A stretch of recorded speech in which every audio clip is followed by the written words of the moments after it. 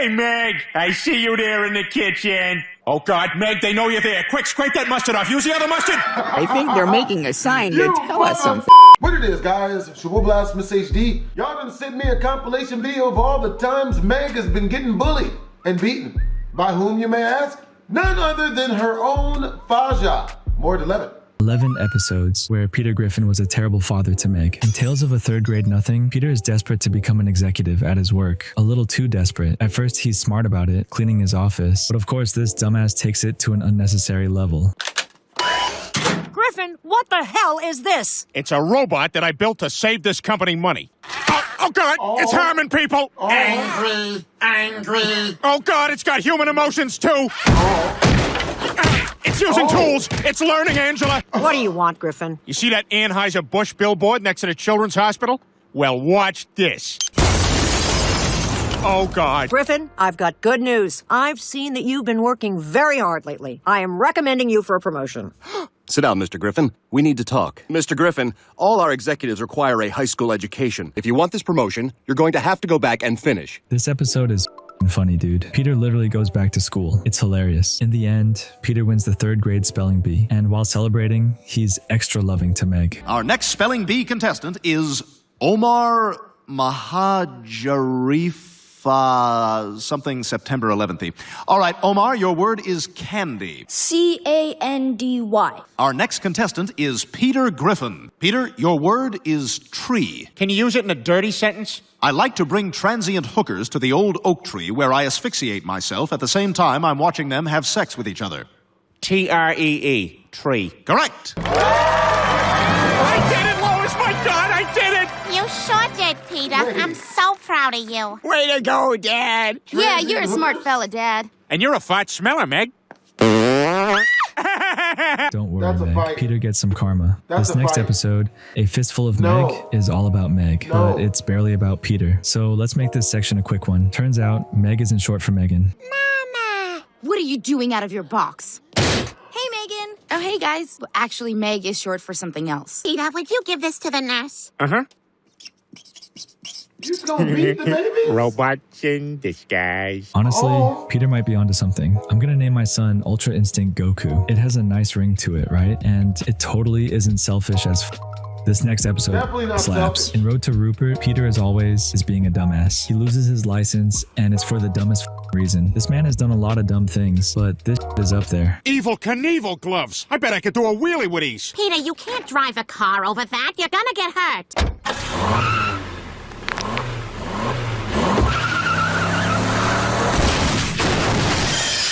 Oh. Hey, he lives. Wow, this is just like what happened with Matthew Broderick. Hey, And, Joe. Morning, Peter. I'm here to Bam revoke your driver's Margera, license. jackass. Why? We got reckless driving, disturbing the peace, plus the driver of one of those other cars was a virgin whose hymen was busted by the airbag, so rape. It's all the way up here. Peter, knock Right it here, off. Joe. Give it to Right me. here. You Give me go, the officer. damn Well, license. don't you want it? This is Yeah? in poor taste, Having some Peter. You're trouble, eh? starting to Eh? piss me All off. you gotta do You're is hit- starting to piss me off! Ah! Unfortunately for Meg, Lois forces her into being Peter's personal chauffeur, and as you've seen so far, this is not going to go well for good old Megatron over here. Can you believe I'm stuck with Meg driving me around? Dad, it's just you and me in the car. I want apple juice. You want to watch SpongeBob? Yes. SpongeBob. That was nothing. Truly hits the fan when Peter brings Joe, Cleveland, and Quagmire with him. Yeah, Meg, you're f***ing cooked, dude. Hey, Cleveland, who would you rather do? Queen Latifah or Halle Berry, but she's been dead for 6 hours? God, will you guys just shut up back there? Oh, guys, check this out. Holly Berry? Hey, Meg, you sure look hot today. What? Hey, Meg, I lit your scalp on fire. Oh. What the hell is your problem, you dumb bimbo? God! God. That Right was in the tank. awesome. From here, Meg and Peter actually bond. Being a terrible influence, he praises Meg for beating that dude up, and they start hanging out. Right These in two the hole, besties even man. pull off the same stunt that lost Peter his license. Pretty sick, but also technically awful parenting. You lose your license, but then you encourage your daughter to do the same stunt. Damn. Even when Peter's being nice to her, he still sucks at being a father. Anyways, this newfound love for his daughter does not last long. It's been really great hanging out with you. Look, I know sometimes I give you a hard time, but Meg, I got a really wonderful daughter. Peter, good news. Your suspension is up. You can have your license back. Oh, sweet! You'll probably go back to treating me like crap, huh? Well, maybe just to keep up appearances in front of the family, peer pressure and all that. You and me are secret best friends. Who wants a glass of fresh lemonade? Not me! What I want is a fresh glass of better daughter! Hey. Can I get some booze, please? Peter, you f***ing suck at this parenting thing, man. I f***ing love this next episode. It starts off with Peter having an admittedly smart idea. Check it out, guys. New driver's license. Well, see, I got drunk and then got my picture taken, so that way when I get pulled over for drunk driving, I look the same as on my license. And then the copper will say, oh, you're fine. I wish I'd thought of that. This episode is all about Peter, Chris, and Meg writing a story together. They get really invested. Of course, Peter finds a way to treat his daughter like crap, and it's funny, dude. Dad, what are we doing? Now that Lois has connections at Fox, we are going to invent our own cartoon show. Anything that pops into your head. Ooh, how about a show about a bunch of disabled ducks and we'll call it Handy Quacks? Perfect. All right, the main duck. What's his name? Red Hiney Monkey? I love it. All right, now what's his wacky neighbor duck's name? Giddy Goose? Meg, please try to formulate ideas clearly before you vocalize them. Maybe they live in a pond? Chris, can I talk to you in the kitchen for a sec? She's poison. Absolutely. She's dead weight. She doesn't understand. But without her, the staff is too small. I mean, she's just not They suck so bad that think it's her good ideas in the room. are disrespectful to them. Right. And then maybe be pleasantly surprised. Okay. Handy Quacks? I'd watch it. Nonetheless, Peter and Chris bully the f*** out of Meg this entire episode, hitting on any idea she has. I get it from Chris, but Peter, that's your f***ing daughter, dude. At least bully both of them next time. The next day, we see the three cooking up again. Here we go. Handy Quacks, episode 1. Maybe he just got up. He's making breakfast? I don't think people eat breakfast anymore. What if Red Hiney Monkey and Poopy Face Tomato Nose are trying to build a house of cards and it keeps falling down? Oh, Jiminy Christmas, we have all been there. That's going in. None of this stuff seems to make sense. We haven't even referenced the fact that they're ducks or that they're handicapped, but the show is called Handy Quacks. Chris, can I see you in the kitchen? Dad, look, she's trying. No. She gets along with everybody. She does not get along with everybody. She's kind of hot. She's office hot. Yeah, right? You're right. She's the only woman around here. Yeah, in the real world, she doesn't hold up. And in addition to everything else, she's got B.O. She's kind of hot? What the hell, Chris? I have a feeling that creatively, this group is not going to work out. Peter definitely agrees with me, because look at what happens next. I have come up with a design for Red Hiney Monkey. I want only positive feedback, please. Why does he have such a big red bum? Because it's funny, Meg. Okay, and this is Poopy Face Tomato Nose. You can see I gave him a funny little suitcase. Most people only carry a suitcase when they're going on vacation. But Poopy Face Tomato Nose carries one all the time. Oh, well, you know what could be funny? Maybe one week he actually goes on vacation. Chris, can I see you in the kitchen for a sec? Your writing partner is out of her mind. Okay, first of all, stop calling her my partner. She's terrible. I know that. And you know what? It's not fair. It's not fair to her. Well, that's sort of a cop-out. Having her here is not fair to her. If you want to fire her, you go ahead and fire her. Meg, your services will no longer be needed. Imagine having to deal with this. Remember, Peter is the one who asked Meg to write with them. It was your idea, dude. After firing Meg, Peter gets a pilot episode made and presents it. Welcome to the first voice record for Handy Quacks. Oh, darn it. Poopy Face Tomato Nose. I know, Red Hiney Monkey. This card house won't stay up. It's all coming together. This is it. Our vision come to life. Hello, Colonel Tushfinger. I just built a spaceship. Want to come up in space with me in it? Whoa! What are you doing? I just figured I'd give Colonel Tushfinger an Australian thing. He talks like this with a moon accent. You understand? Thanks for hearing our pitch, Mr. Chernin. You realize the only reason I'm taking this meeting is that your wife is a reporter for our news division. You have absolutely no prior credits. Handy Quacks is going to be the next Simpsons. Take a look at what we got, Peter. One day, 3 ducks were crossing a road, going to get some soda. But they weren't looking where they were going, and a bus came along and hit them all. Handy Quacks. Why won't this card house stay up? Our palms are slippery and sweaty because of the heat from that new wood stove we just bought. How did you afford that wood stove? Easy. I just walked into the wood stove store and said, "Put it on my bill." I just have one small change. Could Poopy-Faced Tomato Nose's nose be a plum? How dare you? You've got to be open to collaboration. Well, no deal. You know something? I like your passion. We'll do the show. No. Well, that was a miscalculation. That is another dose of karma, and you deserve that for being such a father. Remember when Stewie becomes jacked from steroids? Well, Peter does something similar in season 4. Stewie gets exposed to some tainted water and is forced into quarantine. To make sure he's still getting exercise, Lois gets Stewie a little hamster ball. In this scene, we also get up cutaway gag. Hey, Stewie, 3 o'clock. Time for the view. Not again! Relax, Stewie. The doctor gave me this so you can get some exercise. Stewie's more wound up than Dad was that time he took steroids. Peter, could you please pass the potatoes? Ah, damn it, Meg!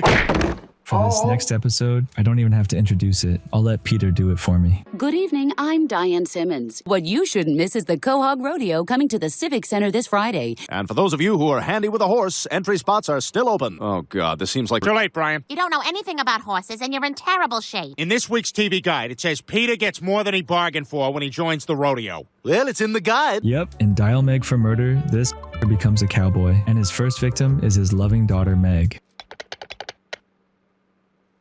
All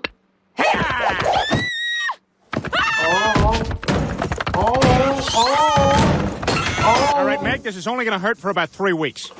What the hell? That there's my steer, Griffin. Chris is next, but his treatment is not nearly as f***ed up. It's still terrible, but Peter was literally going to brand his own daughter. Say it. Chris, it's time for supper. Hold there, hold there, hold there, hold there, hold there, hold there, hold there, hold there, hold there, hold there, hold there, hold there, hold there. There's so many things wrong with that. They would have lost their foster care license if they was doing that in real I life. am ready for the rodeo. What the f***?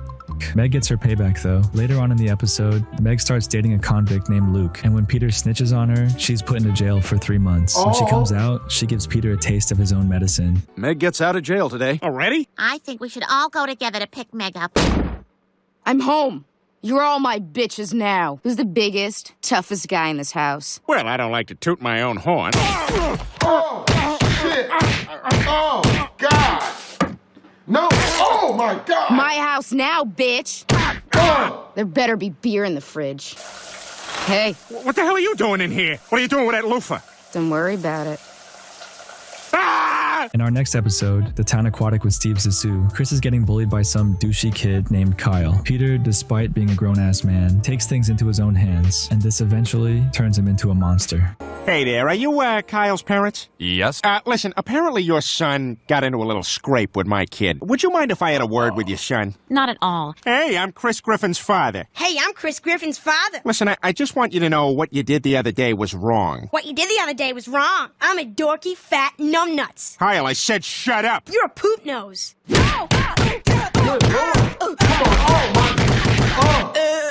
Really good sound design. Peter is miraculously not arrested and is forced to hang out with Kyle to make amends. They actually hit it off, and Luke encourages Peter to bully people, just like he bullied Chris. This literally bullies his entire friend group, and even his wife. Cook much? You're the one punching yourself in the face. Oh, it's not gonna keep punching yourself in the face. You're getting it good. Hey, Stewie, nice sunburn. God, you horse's ass! Hey, you nerds want to see a puppet show? Peter, put me down! Joe is your friend. Shut up, you nerd. Hey! Of course, though, we're here for Meg, and Peter is absolutely disgusting in this episode. Chris also gets a little bit of Peter's bullshit, but it's really Meg who ends up suffering. Dad, what's wrong with you? There are bullies and there are nerds. My point being that I'm a bully, not a nerd. Dad! Get away from me! Dad! Peter's fine. Coming to get you. Peter's fine. Coming to get you. Here comes Peter's fine. Coming to get you. Oh, in the kitchen, Meg. In Finders Keepers, Peter has a nasty case of so bad breath. It's so bad that the dude nearly sends a coworker to the hospital. All right, so this is Pawtucket Patriots National Distribution. As you can see, we are predominantly an East Coast beer. What do you say we do what Anderson Cooper tried once before he decided he hated it? Hi there. Ugh. Oh, I think I finally want to make love to a spaceman. All right, let's go. Good. Lois is a smart woman, but Meg, on the other hand, she has to suffer through it when Peter drives her around. It smells like rotting flesh in here. But Minnie had a heart.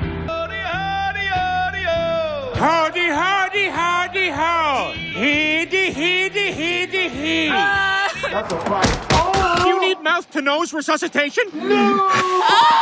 To be fair, Peter didn't throw the girl out of the car, but did she really have a choice? Go brush your teeth, dude. I know it's not as simple as that, but at least try. In the end, it turns out Peter had some seafood stuck in his teeth. I think I found the culprit. This shrimp was lodged under one of your gums. It's been weeks since I ordered from Hurry Up Shrimp.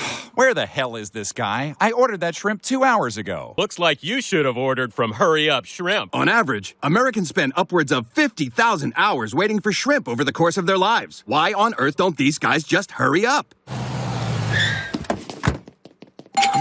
Come on. No way this is the shrimp. Wow, it is. Man, now I want some undercooked shrimp. Later on the episode, the Griffins use this map to hunt for a lost treasure. The circle in the square. That could be the clock in the town square. Son of a bitch, everyone's already here. Let's see. Face the circle in the square. Wait! When I played Jane Musket in the school play the last 3 weekends, thanks for coming, I learned that Timmy Musket is buried in a cemetery on Block Island. I remember it because my big speech was, Timmy! Meg, please. That's it. Meg, take the car home. Chris, we need to find that treasure for ourselves. She is one of your kids, dumbass. In the Griffin family history, we see how the family truly feels about Meg. At the start of the episode, Lois hears a funny noise, and eventually, this happens. Oh my god, what's going on? I heard a noise. Is somebody downstairs? Oh, God, Meg, you startled me. I'm sorry. What the hell's your problem, you dumbass? Ouch. Conveniently, Peter has built a panic room, except it's missing something important. In a situation like that, you would need LL Cool J. I heard he put his last burglar in the hospital. And they'll still probably try to sue. Everyone get in the attic. Peter, what is that? Well, I got the idea to build a panic room after I saw that movie, The Butterfly Effect. Oh my god, we're all gonna die! That's not true. We'll survive by eating each other. But I think it's important for the last one of us left alive to know the story of the Griffin family history. After a history lesson about the Griffin family name, Peter decides to risk his daughter's life. This is a 40-year-old man we're talking about here. Most fathers would do anything for their little girl, but Peter doesn't give a about Meg. We need to figure out how we're gonna survive. Meg, go get us some sandwiches. Meg can get through the vent. She can sneak out and go get help. Dad, I can't go through the vent! Yeah, she's right. We need to grease her up so she doesn't get stuck. Everybody spit on Meg! Stop! Stop! You got... Ah! I meant I can't do it because there are burglars down there. Ah! Oh, there she is. She's in the kitchen. Hey, Meg. I see you there in the kitchen. Oh, God, Meg, they know you're there. Quick, scrape that mustard off. Use the other mustard. I think they're making a sign to tell us something. Meg's our daughter. Even when your daughter gets caught and could potentially die, you're still worried about the mustard? From here, the Griffins come up with a plan to free Meg. We gotta get out of here. They're gonna kill Meg. Quick, use the other Flare gun. Good idea, Peter. If we angle it through the vent, we might be able to alert the authorities. Oh my god, we're gonna drown. Meanwhile, downstairs, Meg is trying to thought it up with one of the burglars. So, is this like the part where you guys have your way with me? Where I'm like helpless and you guys take turns? Oh, no! Oh, God! Oh, no! No, seriously, I won't scream or anything. Come on! I'm pretty! By the end of the episode, Joe saves the day, but the Griffins are not done with Meg yet. Whatever. I like that movie too. Thank God you guys are okay. We've captured the burglar. They're pressing sexual harassment charges against your daughter. Meg should probably get a lawyer. Oh, sweetie, thank you for keeping our spirits up with your stories. Your daughter's a sexual predator. If you don't do anything, she could go to jail for a long time. Who knew Meg was good at sports? I didn't until I watched White Meg Can't Jump. This episode is all about Meg joining her school's basketball team. Turns out Meg has some potential. Hey! Oh, no. Where you at, pepperonis? Meg, what you did back there, boxing out those students, was quite impressive. Have you ever considered trying out for the girls' basketball team? The next day, Peter is forced by Lois to go to his own daughter's tryout. You'd think the fat ass would be proud, but nope. Meg is trying out, and Lois made me come because she says I'm her dad. Okay, Griffin, you're up next. Take a shot. Yeah, no. Hey, Meg, I can see your penis. She looked. She did look. Yeah, it's funny as for us, but imagine this being your dad. No wonder Meg has mental health issues. As the practice continues, it turns out Meg is actually good, but there's a catch.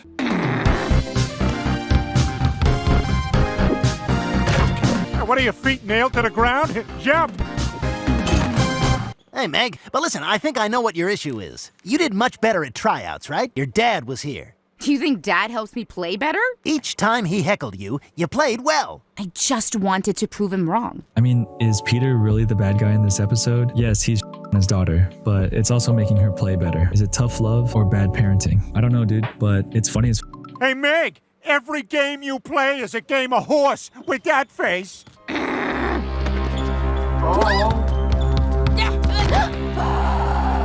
Hey, Meg, this is the closest you're ever gonna get to hard wood. I can't believe I'm saying this, but Peter, you're right. Your insults are making Meg play better.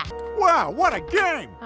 Unbelievable. Just unbelievable. First one to the bedroom gets to be on the bottom. Stewie, honey, don't come upstairs for a bit. The floor is lava again. Bottom of what?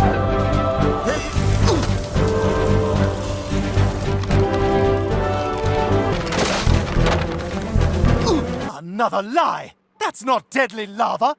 What? I didn't trip, you jumped. At her next game, Meg's winning streak is put to an end when Peter loses his voice while berating her. After a trip to see the f***ing legend Dr. Hartman, Peter is told that he cannot speak for a couple of days, or else he's screwed. Damn, dude. Meg is once again absolutely cooked. Without her dad bullying her, she's back to sucking at basketball, and unfortunately, it's time for her biggest game yet. If only you still had your voice, Peter. Come on, you could do this. Everyone who's not looking at their phone is counting on you.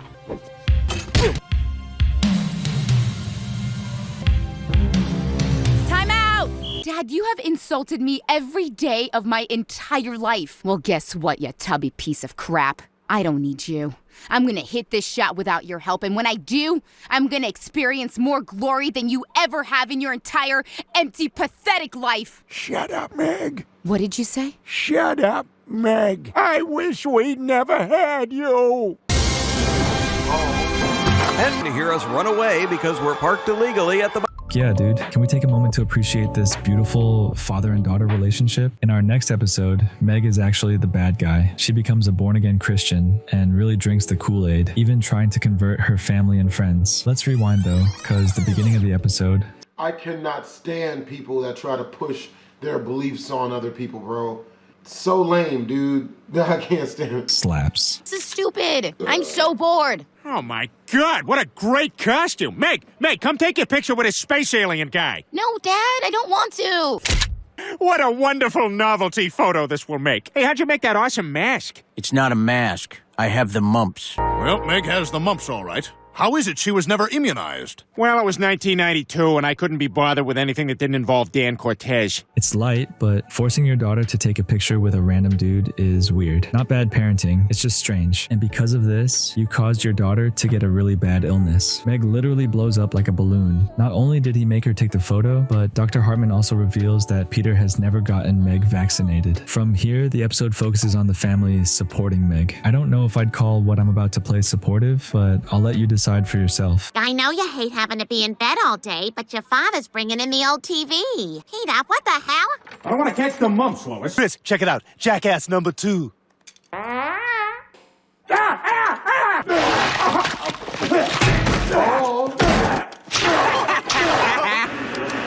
Finally. Up next, Kirk Cameron. Ooh. To talk about God. Ow. Do you feel like no one cares about you? Meg, your mother made soup for you. Here you go, honey. A little excessive, right? Also, that's what you get for wearing a giant, unnecessary suit. That's it for today, but click Bonnie Swans. Damn, look at them titties. Hope you guys enjoyed the video. If you did, make sure to comment, like, and or subscribe. It's your boy BlastphamousHD. Don't tell people. Twisms.